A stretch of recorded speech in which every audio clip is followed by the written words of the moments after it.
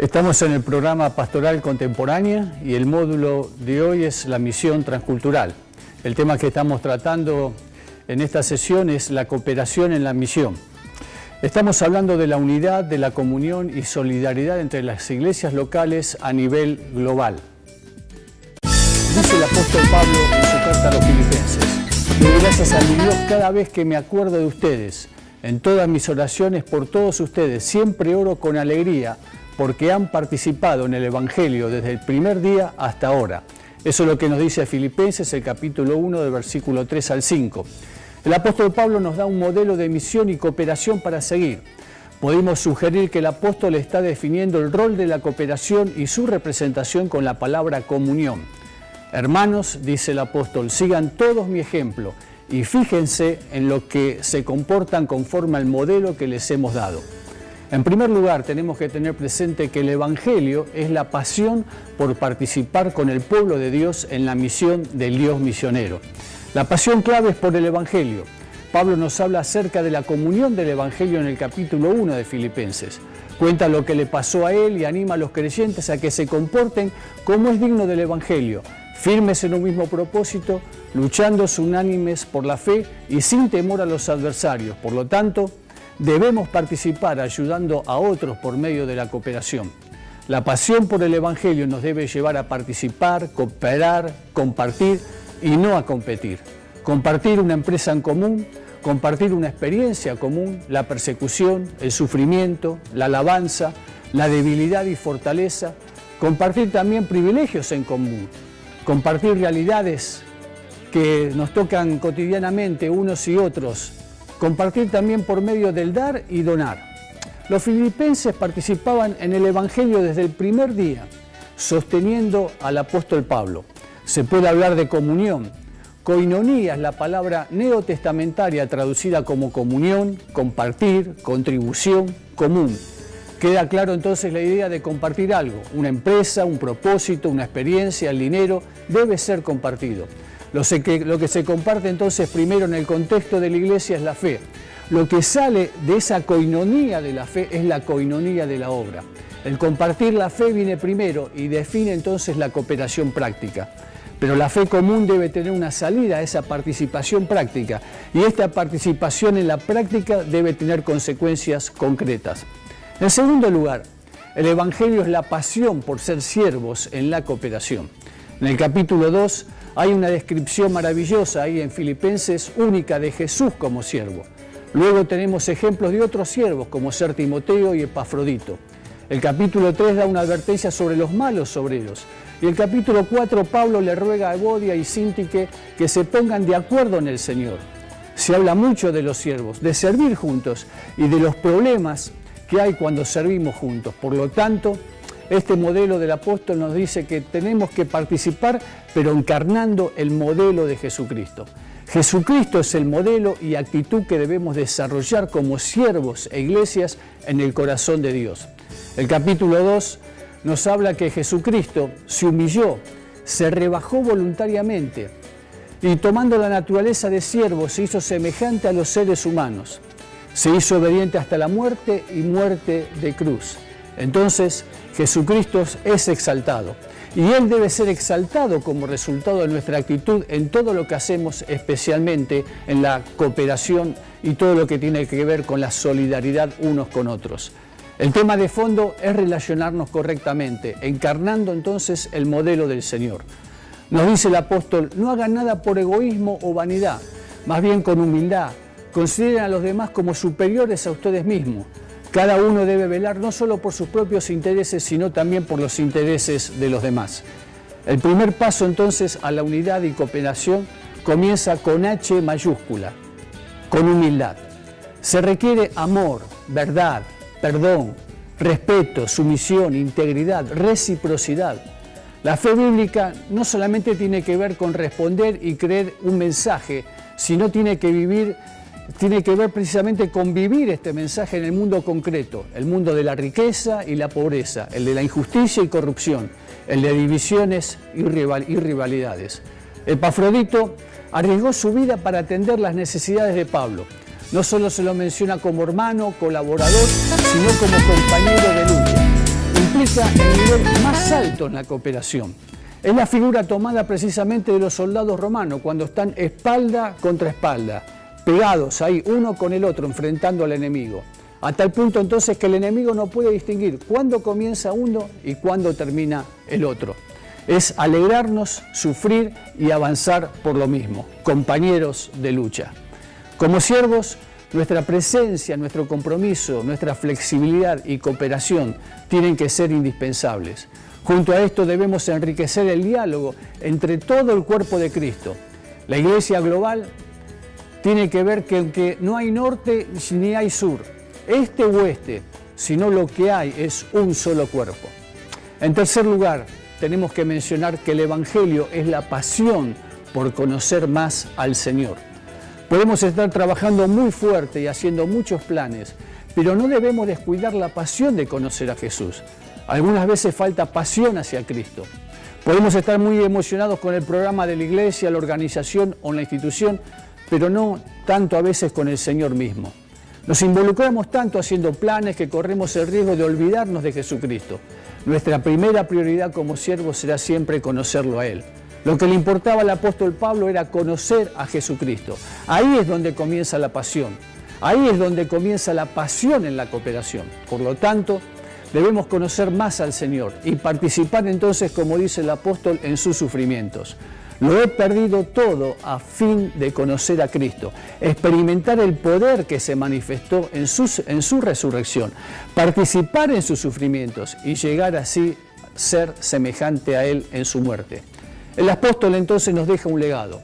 Nos dice, ahora me alegro en medio de mis sufrimientos por ustedes y voy completando en mí lo que falta de las aflicciones de Cristo, en favor de su cuerpo, que es la iglesia. Tanto Pablo, Timoteo y Epafrodito dieron un paso más allá. Se entregaron totalmente a punto de arriesgar la vida misma. La iglesia, como parte de su misión, está presente en el mundo para completar de lo que falta de los sufrimientos en la extensión del reino de Dios. Es identificarnos y servir a los más vulnerables. Hay lugares en el mundo donde la iglesia es muy débil y sufre. Por lo tanto, se nos invita como iglesia a estar en el seguimiento de Jesús y dar pasos de fe concretos. La presente condición del mundo está marcada por el sufrimiento y se nos desafía entonces a ser semejantes al Señor. Nuestra vida debe ser un final abierto, lleno de sorpresas y en las manos de Dios. Nunca terminamos de saber lo que viene después. Nos preguntamos entonces, ¿es costoso estar en el centro de la voluntad de Dios? Y decimos, esta tiene que ser nuestra pasión. Tengamos algunas preguntas para reflexionar y pensemos lo siguiente, ¿estamos abiertos realmente a tener comunión, compartir, participar, contribuir con otras iglesias del pueblo, la ciudad y la región? Y si pensamos a nivel global, ¿estamos dispuestos a ayudarnos mutuamente siendo de diferentes latitudes y culturas? ¿Qué consecuencias concretas tendría que tener la participación en la comunión del Evangelio? ¿Qué implica esto?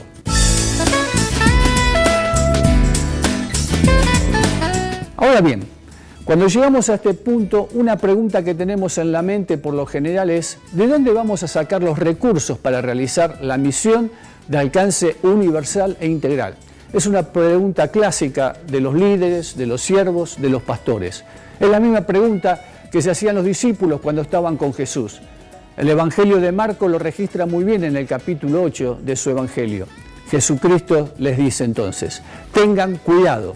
Ojo con la levadura de los fariseos y la de Herodes. ¿Por qué están hablando que no tienen pan? ¿Todavía no ven, no entienden? ¿Tienen la mente embotada? ¿Acaso no recuerdan cuando partí los 5 panes para los 5.000? ¿Cuántas canastas llenas de pedazos recogieron? Y cuando partí entonces los 7 panes para los 4.000, ¿cuántas cestas llenas de pedazos hemos recogido? Pero, ¿y todavía no entienden?, dice el Señor. Este pasaje nos habla que los discípulos se habían olvidado de llevar comida y solo tenían un pan en la barca. Se habían olvidado lo que había pasado mucho más atrás. Están hablando simplemente que no tenían pan. Y el Señor les advierte sobre la levadura de los fariseos y la de Herodes. Pero ellos solo piensan en que no tienen pan. El Señor les recuerda los milagros de la alimentación de las multitudes para que logren entender. Sus mentes están como embotadas. Entonces el Señor tiene como objetivo proyectarlos hacia adelante teniendo como base un principio que de ninguna manera tienen que negociar. Y el Señor entonces les dice, tengan cuidado, ojo con la levadura de los fariseos y ojo con la levadura de Herodes. El Señor no les habla de los recursos, porque estos nunca faltarán, pero sí les habla en primer lugar de la levadura de los fariseos. La levadura de los fariseos es la levadura de los religiosos. Es la preocupación muchas veces morbosa en mantener el control sobre la religiosidad del pueblo a través de la reglamentación. Tenemos que tener cuidado cuando estamos más preocupados en ser dirigentes que no en que la gente sea libre en Cristo. La levadura de los fariseos representa la hipocresía, la piedad malentendida convertida en legalismo, la justicia sin la misericordia. Es alejarnos de la gracia, del amor, de la gratitud, del respeto hacia el otro, caer entonces en el abuso del poder. Debemos recordar pasajes como Oseas 6:6, Miqueas 6:8, Mateos 12 del 1 al 8, Mateos 9 del 12 al 13, donde el Señor está enfatizando la misericordia. Misericordia quiero y no sacrificio. Por otro lado, nos encontramos con la levadura de Herodes. Representa precisamente una sociedad sin Dios, secular, sin necesidad de depender de nadie, resolviendo los problemas a su juicio, añadiendo los valores del sistema vigente o mundanal, mentir, aceptar por bueno lo que es malo, inmoralidad sexual, corrupción, poder, libertinaje, manipulación, resultados exitistas sin Dios. Es decir, el mercado manda, entonces nos postramos ante sus reglas y métodos. Tenemos que tener cuidado con el poder del imperio, con el poder del sistema. El mero crecimiento numérico se puede tomar o transformar en un objetivo en sí. Y para muchos el objetivo justifica los medios. Y la gran multiplicación, números y porcentajes, tenemos que recordar, queridos hermanos, que no son sinónimos de transformación y cooperación en la misión. Somos llamados a formar comunidades eclesiales que reflejen el espíritu de reconciliación, de respeto, de aceptación, de perdón, de amor y comunión. Esto lo tenemos que vivir en medio de todo el pueblo de Dios. El ejercicio precisamente del liderazgo en la vida de las iglesias locales tiene que estar marcado por ese modelo del siervo sufriente y mostrar entonces un contraste con el caudillismo y otras deformaciones causadas por el abuso del poder. Seguir a Jesús significa asumir su vida y asumir su misión. Jesús les recuerda a sus discípulos que no deben preocuparse de la comida, el vestido y dónde dormir. Nos proyecta a ser y a ser como Jesús cuando les dijo, crucemos al otro lado. Toda la iglesia, debemos recordar, es responsable de trabajar en cooperación, unidad y comunión, juntos en la evangelización de todos los pueblos, etnias y lenguas. Este cumplimiento tenemos que pensar y enfatizar que demanda el cruce de todo tipo de fronteras, especialmente trabajando en coinonía, en esa comunión, en esa solidaridad con todo el pueblo de Dios. Jesús entonces nos vuelve a preguntar en esta hora, ¿y todavía no entienden? Podemos también preguntarnos en este momento y reflexionar, ¿cuál es el modelo de liderazgo que se está formando en medio nuestro? ¿Qué implicancia tiene para el trabajo en comunión, solidaridad y cooperación entre las iglesias locales y las iglesias en otras latitudes? Queremos alcanzar a muchos más, pero esto implica una entrega muy fuerte por parte de cada uno de nosotros. Cuando seguimos estudiando el Evangelio de Marcos, en el capítulo 9, los discípulos comienzan a discutir por el camino y Jesús les pregunta, ¿qué venían discutiendo ustedes por el camino? Ellos entonces se quedan callados, porque en el camino habían discutido entre sí quién era el más importante. ¿Cuál fue la respuesta de Jesús ante esto? Jesús elaboró una parábola dramatizada. Dice el texto que Jesús se sentó, llamó a los 12 y les dijo, si alguno quiere ser el primero, que sea el último de todos y el servidor de todos. Acto seguido entonces, Jesús tomó a un niño y lo puso en medio de ellos y comenzó a abrazarlo y les dijo, el que recibe en mi nombre a uno de estos niños, me recibe a mí. Y el que me recibe a mí, no solamente me recibe a mí, sino a aquel al que me envió. La ubicación del niño es muy interesante, porque la ubicación refleja precisamente la manera de pensar y lo que le quería transmitir el Señor Jesús. La enseñanza de Jesús está centrada en dos movimientos: sentarse y abrazar. Jesús se sienta y enseña. Jesús toma un niño y lo abraza. No descarta de ninguna manera a los discípulos. En estos dos movimientos Jesús muestra la paciencia que tiene con nosotros y nos recuerda entonces, como discípulos suyos, cómo debe ser nuestra actitud de servicio en la cooperación.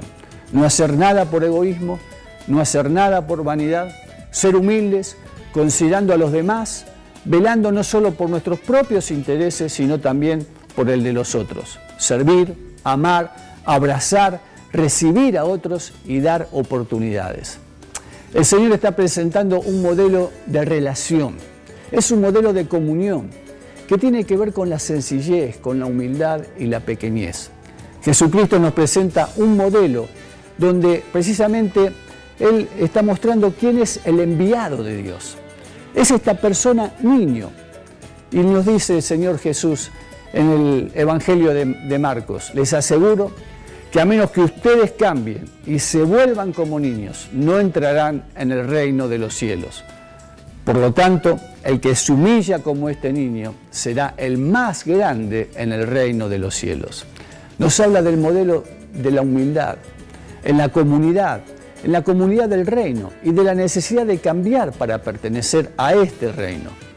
Para los religiosos de esa época, el reino de Dios consistía precisamente en el cumplimiento de la ley. La sencillez, la humildad y la pequeñez no formaban parte de su estilo de vida. Estos últimos valores descritos deben ser la manifestación práctica de la comunión en la comunidad de fe y su proyección a trabajar en cooperación con otros. Jesús resalta en la dignidad del niño el modelo del reino y su ideología: ser sencillos, humildes y servidor de todos.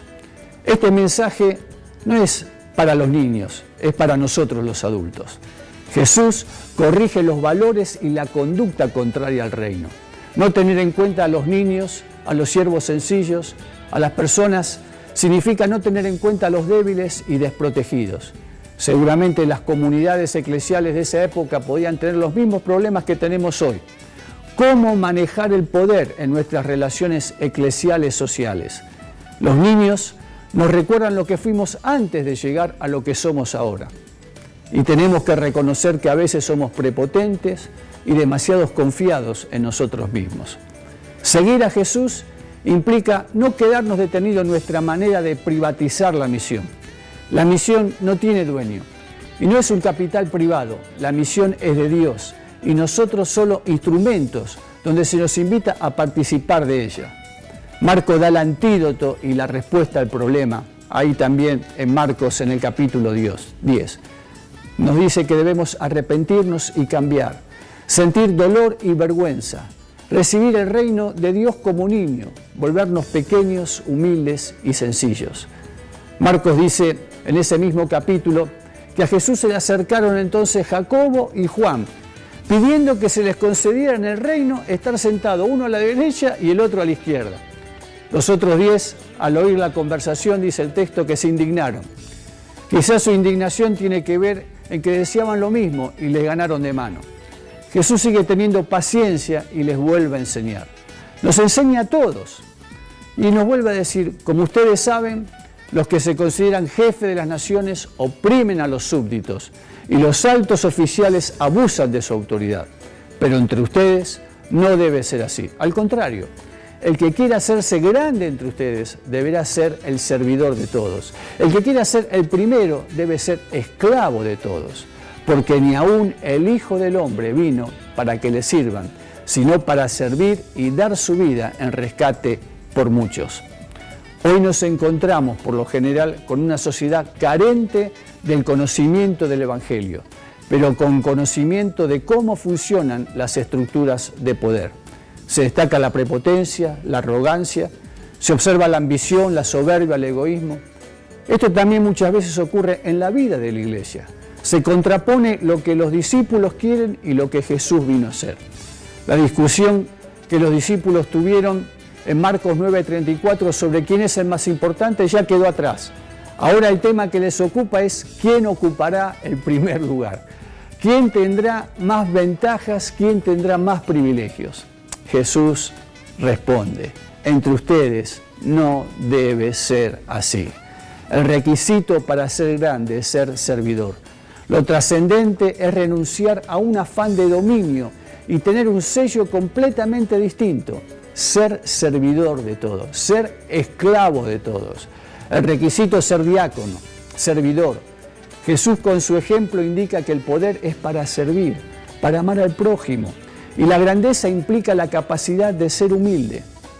El criterio de autoridad, por tanto, es la ventaja que reciben los demás.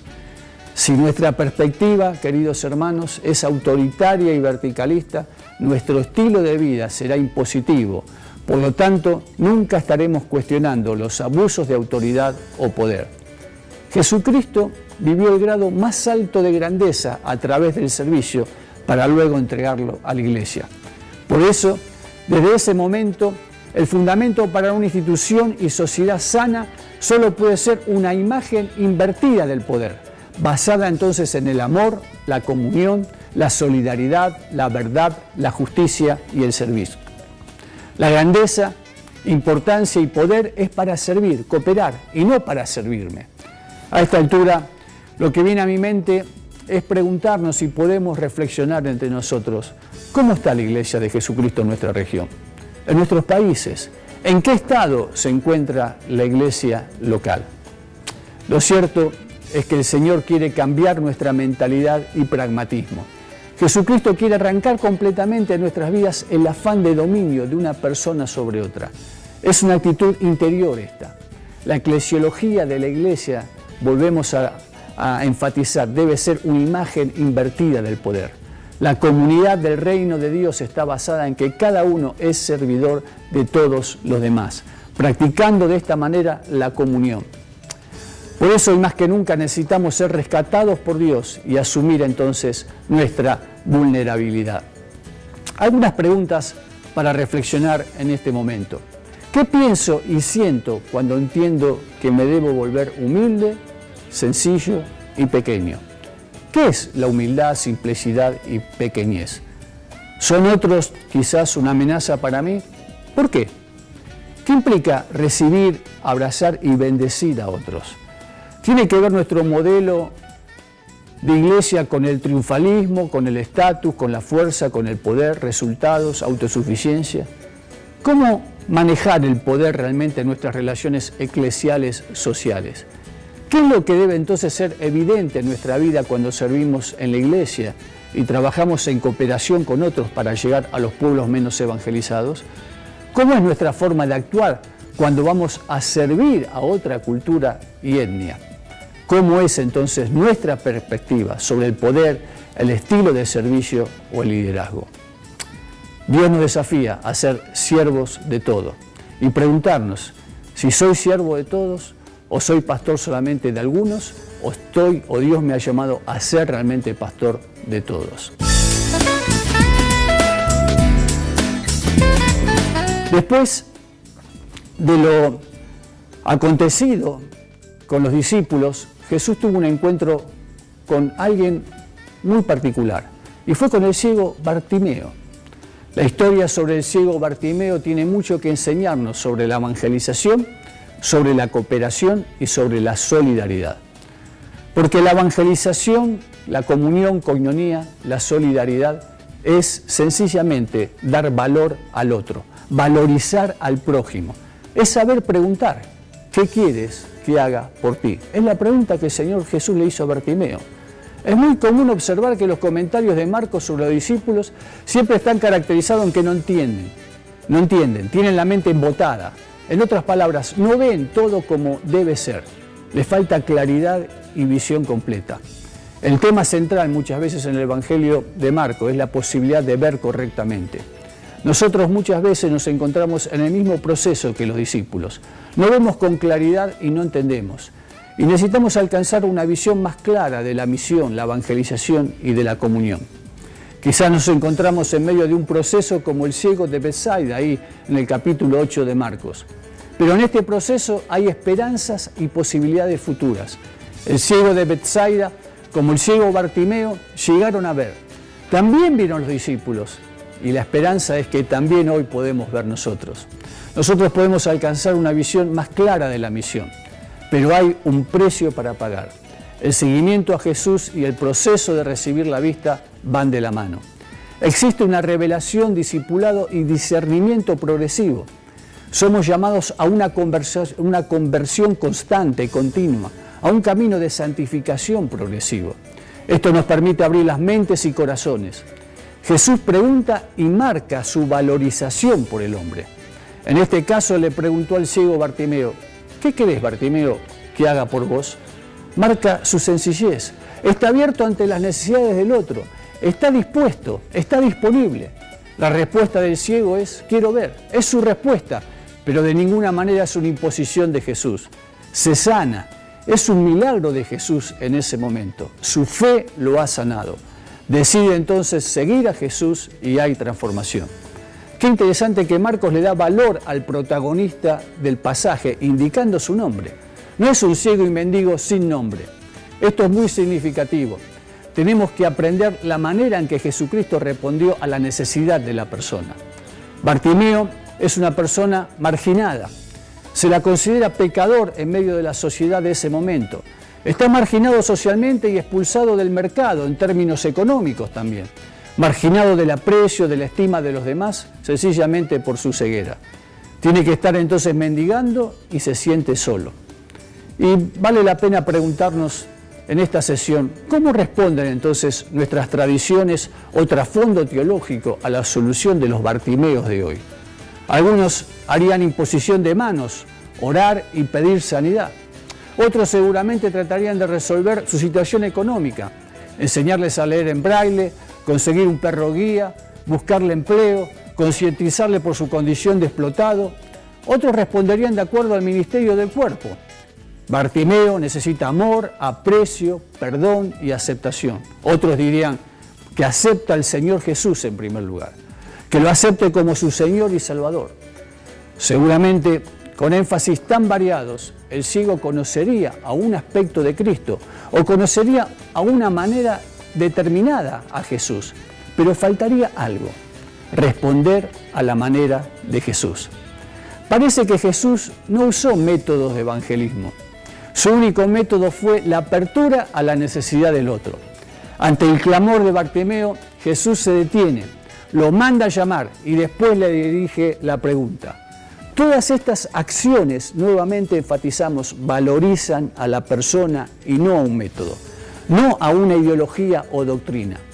Jesús apela siempre a la relación, a la comunión, a la solidaridad y la cooperación. Se mostró abierto al interesarse por el otro. Porque, hermanos, precisamente la comunión, la cooperación, la solidaridad es sencillamente compartir la vida. Sencillamente es dar valor al otro. Es preguntar lo que corresponde y no otra cosa. Muchas veces no queremos preguntar, ¿qué puedo hacer por ti? Tenemos miedo, tenemos temor. Corremos el peligro o riesgo que Bartimeo nos pida algo que no está en nuestra agenda o aún más, algo que no queremos dar o algo que no queremos hacer. Nos causa bastante inestabilidad e incomodidad hacer preguntas que puedan alterar nuestro orden. Preferimos siempre tener el control nosotros, manejar la agenda en cuanto a lo que se debe tratar, hacer o aprobar. Esta historia de Bartimeo también nos enseña, queridos hermanos, que tenemos que seguir hacia adelante con la fe puesta en el Señor. Porque implica la autogestión, la confianza y la dependencia de Dios. El orden establecido muchas veces, según nuestras capacidades, nos puede decir qué podemos hacer y qué no podemos hacer.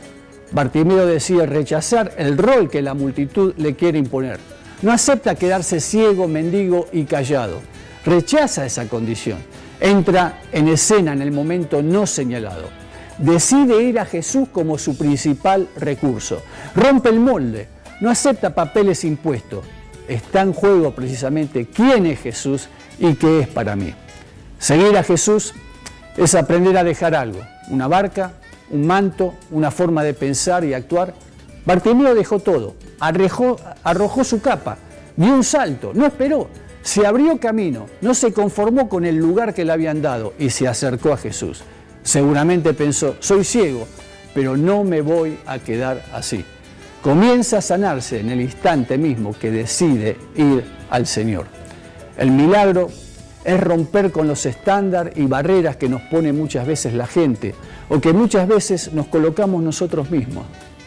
Finalmente, debemos tratar de entender cuál es nuestra verdadera necesidad. Tal vez en este tiempo el Señor está trabajando en el proceso de nuestra vida, en la vida de la iglesia y también en la vida de la nación. Y nos está preguntando como iglesia, y nos está preguntando como nación, ¿sabes cuál es tu verdadera necesidad? Ahora, para compartir en los grupos de trabajo, dialogando unos con otros, algunas preguntas que podemos utilizar para reflexionar. ¿Cómo suelo valorizar a mi semejante? Generalmente, ¿estoy abierto a preguntar qué puedo hacer por vos? ¿Cómo me suelo relacionar con todo el cuerpo de Cristo, con la iglesia global también? ¿De qué manera práctica suelo valorizar al otro en la comunión, la solidaridad y la cooperación? ¿Estoy abierto a participar realmente en comunión con otros? Cuando trabajo con otros, ¿suelo preguntar o trato siempre de imponer la agenda? ¿Me ajusto a los planes ya establecidos o estoy dispuesto y tengo apertura a otras posibilidades? ¿Cómo suelo valorizar al otro en el evangelismo? ¿Cuál es mi respuesta ante los menos evangelizados y los que en el día de hoy nos dicen, ten compasión de mí? Finalmente, preguntémonos, ¿cómo nos podemos proyectar para evangelizar al mundo al estilo y manera de Jesús?